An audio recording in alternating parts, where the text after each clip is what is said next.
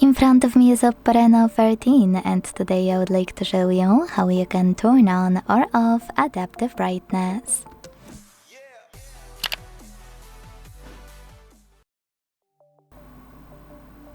Adaptive brightness will automatically adjust the brightness of your display using sensors in front camera.